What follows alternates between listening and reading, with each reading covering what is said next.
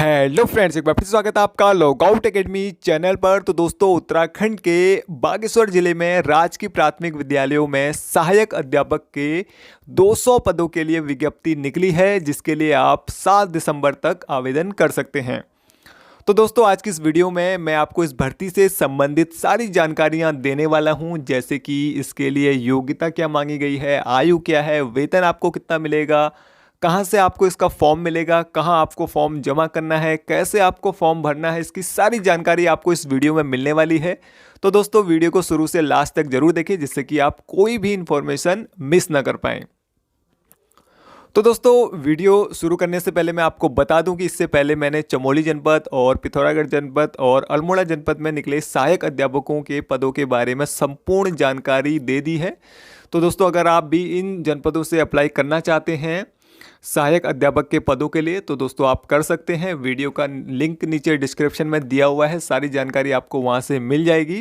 तो दोस्तों, अब आइए बात करते हैं बागेश्वर जनपद में निकले सहायक अध्यापक के पदों की विज्ञप्ति के बारे में। तो दोस्तों, विज्ञप्ति आपकी स्क्रीन पर है, जैसा कि आप देख पा रहे हैं। कार्यालय जिला शिक्षा अधिकारी प्रारंभिक शिक्षा बागेश्वर, निदेशक प्रारंभिक शिक्षा उत्तराखंड देहरादून के कार्यालय प्रतांग संख्या दिनांक 9/11/2020 के अनुपालन में उत्तराखंड राज्य की प्रारंभिक शिक्षा अध्यापक संशोधन सेवा नियमावली 2012 यथा संशोधित सेवा नियमावली 2019 में निहित प्रावधानों के अधीन जनपद बागेश्वर के राजकीय प्राथमिक विद्यालयों में सहायक अध्यापक ग्रेड 3 वेतनमान 35,400 से 11,24,00 लेवल 6 के पदों पर नियुक्ति हेतु पात्र अभ्यर्थियों से आवेदन पत्र आमंत्रित किए जाते हैं। और दोस्तों, जो बागेश्वर में सहायक अध्यापक के पद निकले हैं वो टोटल पद हैं 200, और इन पदों की संख्या घट या बढ़ सकती है।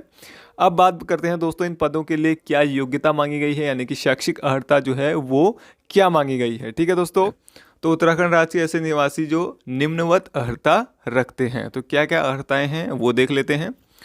तो दोस्तों, अर्हताएँ सेम रहती हैं, जैसे मैंने आपको पिछली वीडियो में बताया था चमोली जनपद और अल्मोड़ा जनपद में। तो उसी प्रकार से जो एजुकेशन क्वालिफिकेशन मांगा गया है, उसी प्रकार से इसमें भी मांगा गया है, इसमें कोई बदलाव नहीं होता है। ठीक है, फिर भी इसको हम थोड़ा देख लेते हैं। तो सबसे पहले यहाँ पे कहा गया है, भारत में विधि द्वारा स्थापित विश्वविद्यालय से स्नातक की उपाधि, परंतु यह कि सहायक अध्यापक प्राथमिक के पद हेतु भर्ती हेतु विज्ञप्ति पदों में 50% विज्ञान एवं 50% विज्ञानेतर के होंगे। तो दोस्तों, इसमें ये होता है कि जो यहाँ पे 220 पद हैं, इसमें से जो आधे पद हैं, ठीक है, यानी कि 50% जो पद हैं वो साइंस साइड से स्नातक की उपाधि करने वालों को मिलते हैं, और 50% जो पद हैं वो आर्ट साइड से स्नातक की उपाधि प्राप्त करने वालों को मिलते हैं। ठीक है, और उसमें से भी विज्ञान विषय के पदों के अंतर्गत 40% पद स्नातक स्तर पर भौतिक विज्ञान गणित से विज्ञान स्नातक उत्तीर्ण अभ्यर्थी हेतु, और 40% पद स्नातक स्तर पर रसायन विज्ञान वनस्पति विज्ञान जंतु विज्ञान विषय से विज्ञान उत्तीर्ण अभ्यर्थी एवं 20% पद ऐसे स्नातक योग्यताधारी अभ्यर्थियों जो उक्त विषयों से इतर अन्य विषयों से विज्ञान स्नातक हैं, अथवा जिनके द्वारा डीएलएड प्रवेश परीक्षा विज्ञान वर्ग के अंतर्गत उत्तीर्ण की है हेतु आरक्षित रहेंगे। और दोस्तों, इसमें यह भी है कि जो 50% पद हैं विज्ञानेतर वर्ग में, उसमें से 40% जो पद हैं, 40% पद उनके लिए होंगे जिन्होंने भौतिक विज्ञान और गणित से क्या करा है, स्नातक की जो परीक्षा है वो पास करी है, और 40% पद उनके लिए होंगे जिन्होंने रसायन विज्ञान वनस्पति विज्ञान और जंतु विज्ञान से स्नातक उत्तीर्ण किया है। बाकी जो बचे 20% वो उन अभ्यर्थियों के लिए होंगे जिन्होंने इन सब्जेक्टों से इतर, यानी कि अलग किसी भी सब्जेक्ट से स्नातक की परीक्षा जो है वो पास की है। ठीक है, अब देखते हैं विज्ञानेतर विषय के पदों के अंतर्गत 15% पद अंग्रेजी भाषा के लिए और 15% पद हिंदी भाषा के लिए यहाँ पे होंगे। और हिंदी भाषा के लिए स्नातक स्तर पर हिंदी मुख्य विषय होना चाहिए, और उसके साथ इंटर स्तर पर आपकी संस्कृत होनी चाहिए, यानी कि संस्कृत एक विषय के रूप में होना चाहिए। ठीक है, तो जो विज्ञानेतर के पद हैं 50%, उसमें से 15% जो पद हैं, ठीक है, उसमें से 15% अंग्रेजी भाषा के लिए होते हैं। और इसमें ये कहा गया है कि अंग्रेजी विषय के लिए अप्लाई करने के लिए आपके पास स्नातक स्तर पर अंग्रेजी जो है वो मुख्य विषय के रूप में होना चाहिए, और जो हिंदी भाषा के लिए अप्लाई करेंगे हिंदी के पद के लिए, उनकी स्नातक स्तर पर हिंदी मुख्य विषय होना चाहिए, और इंटर में उनकी क्या होनी चाहिए, संस्कृत होनी चाहिए। ठीक है, और बाकी बचे 70% पद वो अन्य मानविकी वर्ग के अन्य विषय से स्नातक योग्यधारियों अथवा ऐसे अभ्यर्थी जिनके द्वारा डीएलएड प्रवेश परीक्षा विज्ञानेतर वर्ग के अंतर्गत उत्तीर्ण की है हेतु आरक्षित होंगे। ठीक हो गया।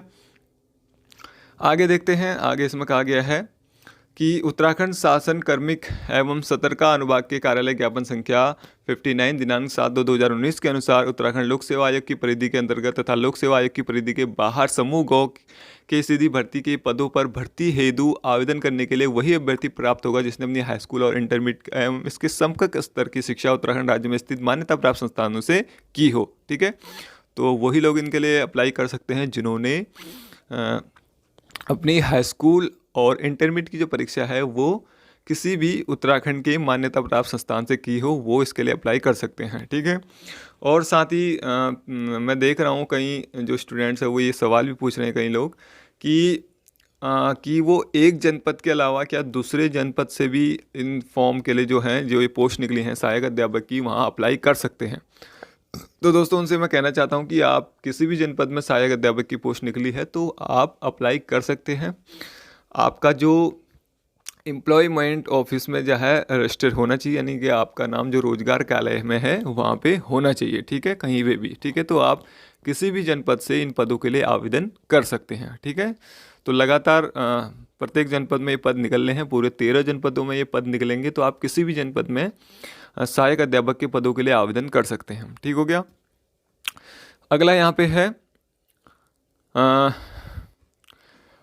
परंतु यह कि सैनिक अर्धसैनिक बलों में कार्यरत तथा राज्य सरकार द्वारा उसके अधीन स्थापित किसी राजकीय अर्धशासकीय संस्था में नियमित पदों पर नियमित रूप से नियुक्त कर्मियों एवं केंद्र सरकार अथवा केंद्र सरकार के सार्वजनिक उपक्रमों के नियमित पदों पर नियमित रूप से उत्तराखंड में कार्यरत ऐसे कर्मी जिनकी सेवाएं उत्तराखंड के बाहर स्थानांतरित नहीं हो सकती हों तथा राज्य के स्थायी निवासी जो आजीविका हेतु राज्य से बाहर निवासरत हैं तथा स्वयं उनके पुत्र पुत्री समूहों के पदों हेतु आवेदन पात्र होंगे। राज्य के किसी भी जिला शिक्षा एवं प्रशिक्षण संस्थान जिला संसाधन केंद्र से प्रारंभिक शिक्षा शास्त्र में डिप्लोमा द्विवर्षीय डिप्लोमा डीएलएड प्रशिक्षण जैसे पूर्व में उत्तराखंड राज्य में बीटीसी के नाम से जाना जाता था, तो आपके पास डीएलएड का यहाँ पे डिग्री होनी चाहिए और उसके साथ साथ डीएलएड वाले इसके लिए अप्लाई कर सकते हैं और साथ ही डीएलएड जो 4 वर्षीय होता है वो भी आवेदन कर सकते हैं, बीएलएड वाले आवेदन कर सकते हैं और 50% अंकों के साथ स्नातक स्तर पर एनसीटी द्वारा मान्यता प्राप्त संस्थान से जिन्होंने बीएड करा हो, शिक्षा शास्त्र में विशेष शिक्षा में द्विवर्षीय डिप्लोमा करा है, वो भी इन पदों के लिए आवेदन कर सकते हैं।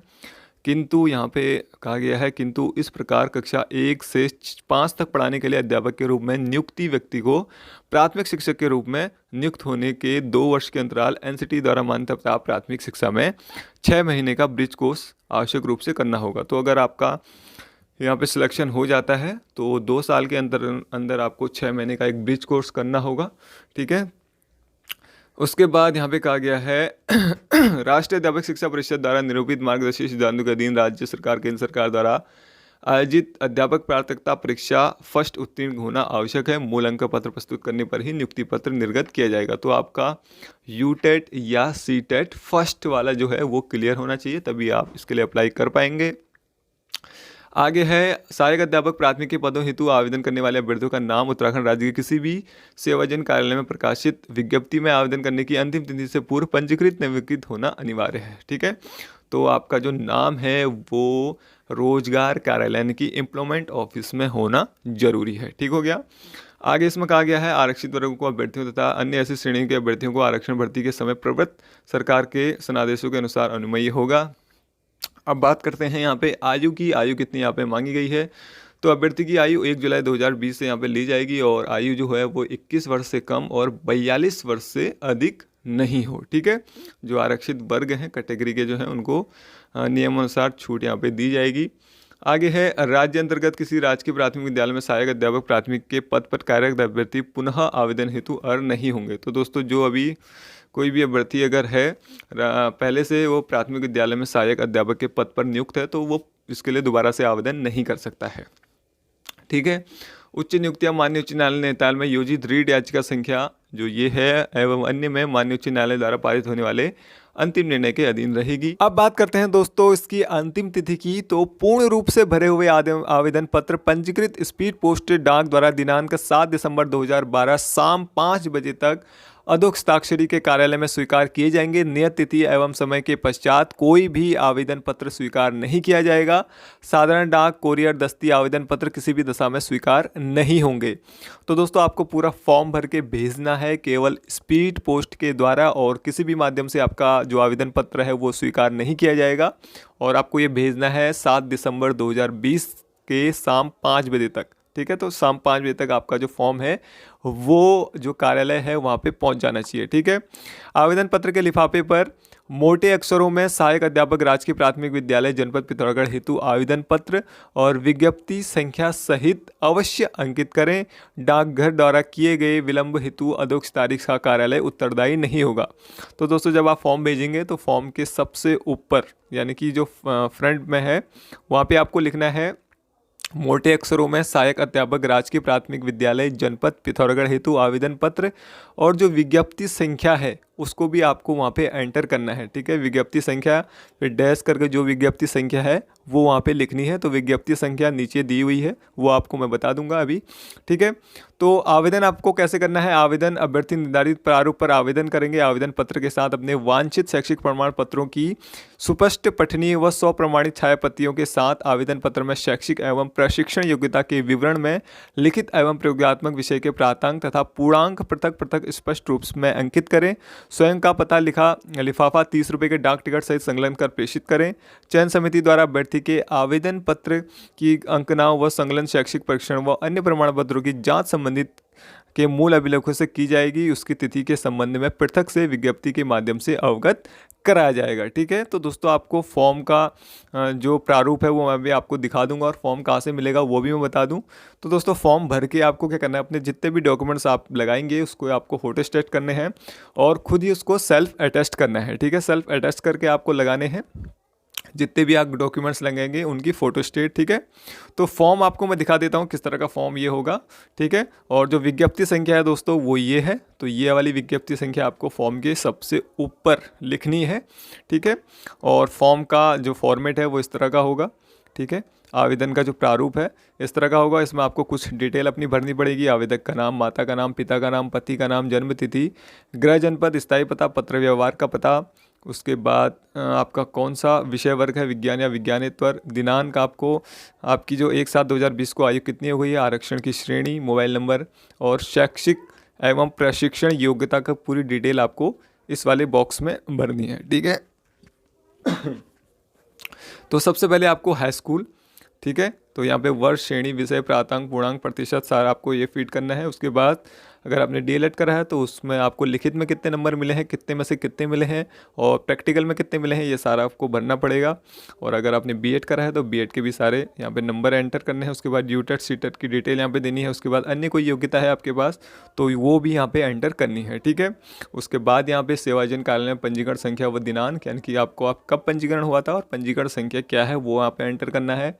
संलग्नों की संख्या, यानी कि आपको ये जो डॉक्यूमेंट्स है वो कितने हैं, आपके टोटल कितने डॉक्यूमेंट्स आप यहाँ पे लगा रहे हैं फॉर्म के साथ, वो आपको लिखनी है उनकी संख्या। उसके बाद दिनांक, स्थान, और यहाँ पे आपको अपने हस्ताक्षर करने हैं।